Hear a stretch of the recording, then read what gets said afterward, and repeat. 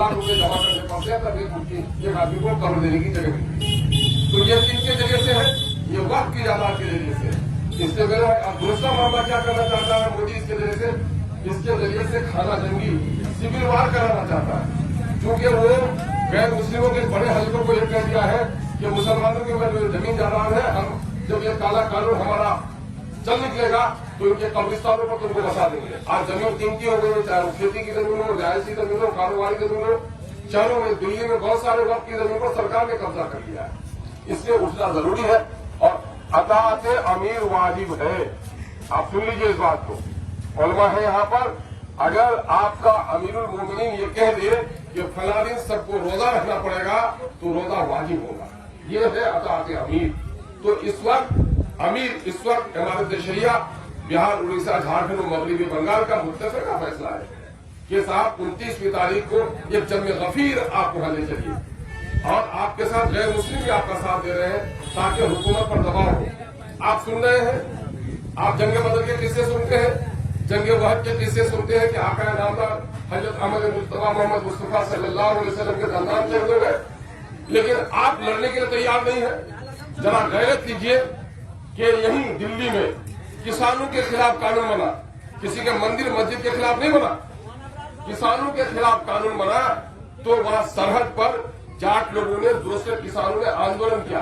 कितने दिनों तक आंदोलन किया पता है आप लोगों को? कितने दिन किया? 13 महीना आंदोलन किया। और यहाँ सुरजापुरी खुलैया बारात जाने बोलेगा 25 आदमी 150 जाने के लिए तैयार है ना? जामे मस्जिद में असर की नमाज पढ़ने के लिए तैयार नहीं है, लेकिन मैयत की नमाज पढ़ने के लिए 3000 आदमी आ जाते हैं। ये बदलना पड़ेगा कि कौन काम वाजिब है, कौन काम नवाफिल है ना? मैं नहीं कहता कि आप जनाजे में नहीं आइए, जनाजा फर्ज किफाया है। बस्ती से चंद लोग भी चले गए तो सब लोगों की जिम्मेदारी साबित हो जाएगी, लेकिन फर्ज नमाज जो है वो सब पर फर्ज है, हर एक फर्ज पर बाप के बदले बैठा नहीं पड़ सकेगा, लेकिन वो हम लोग का खाली रहता है। हम लोग समझते नहीं कि कहाँ जाना जरूरी है, कहाँ जाना जरूरी नहीं है।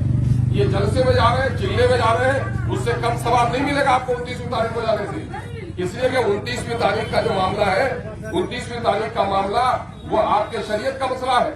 आपकी मस्जिदें नहीं बचेंगी, आपके मदरसे नहीं बचेंगे, आपके बच्चों को दीनी तालीम कहाँ दे पाएंगे।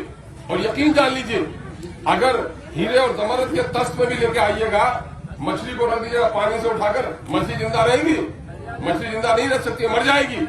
जिस तरह से पानी के बगैर मछली जिंदा नहीं रह सकती है, अहले ईमान भी शरीयत के बगैर जिंदा नहीं रह सकता है। इस वक्त आपके अपने शरीयत के तहत का मसला है, ये कोई इलेक्शन का मसला नहीं है। ये हर फर्द वसर की जिम्मेदारी है कि इस किस्म के जलसे को, इजलास को कामयाब कीजिए। इसलिए 29वीं तारीख को 1000-1500 का खर्च होगा, आपको जाना चाहिए। बहुत सारी जगह बसों का इंतजाम किया गया है। मैं आपका खादिम हूँ, मेरे यहाँ रहने ठहरने की जो गुंजाइश होगी इंशाअल्लाह मैं भी वहाँ इंतजाम कर रहा हूँ। इसलिए काफी लोग, हमारे पार्टी के लोगों को भी कह दिया है, ठाकुरगंज से लेकर के पूरे बिहार तक, MIM के लोग भी हर जगह से, हमारे अपने लोग भी आ रहे हैं। लेकिन पार्टी तो छोड़िए, कलमे की बुनियाद पर तो हम सब एक है। और इस मुल्क के दूसरे शहरी भी जो गैर मुस्लिम भी हैं, उस दिन एक गैर मुस्लिम MLA ने वहाँ पर 5 लाख रुपए देकर के मदद करने का काम किया। तो मामला यह है कि सब लोग मदद कर रहे हैं। इसलिए आप लोग वहाँ पर उस दिन आइए, यही दावत देने के लिए हम आए हैं।